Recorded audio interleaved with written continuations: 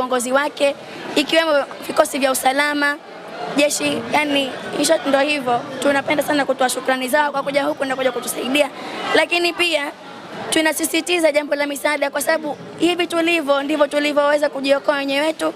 Hajaweza kuchukua kitu chochote.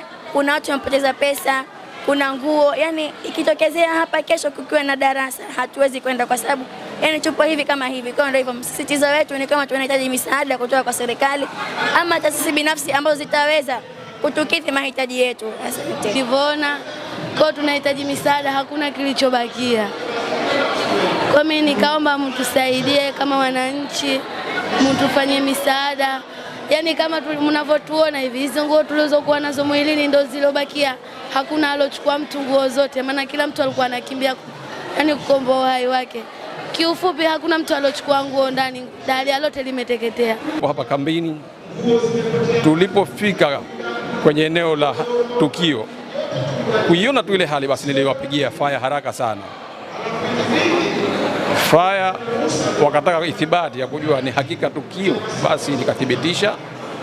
Tulichokifanya jaribu kupambana na ile hali ya moto, lakini kwa kweli ulitushinda kutokana na ukubwa wake. Kwa hicho ndicho kilichotokea. Na msaidizi wa zimamoto Salama Pandu Makame, tumepokea taarifa saa 2:30 tulipokea taarifa kutoka chumba cha redio kwamba kuna moto katika skuli ya Fidel Castro, na tukatoka na gari kuja kwenye tukio. Kufika moto ni mkubwa, kwa hiyo kutokana na hali ya moto tulivyokuta, maana mpaka mabati yalikuwa tayari yashatubukia ndani, kwa hiyo tukaongeza gari nyingine ya pili, lakini pia tukaona hali bado, tukaomba gari nyingine kutoka uwanja wa ndege ikaja hapa. Kwa hiyo tukawa tuna gari 3 tuna fight katika kuzima moto huu. Kwa kifupi tulikuta moto mkubwa sana, kwa hiyo tukapambana nao, na inavyosemekana ni bweni la kulala askari wa kike.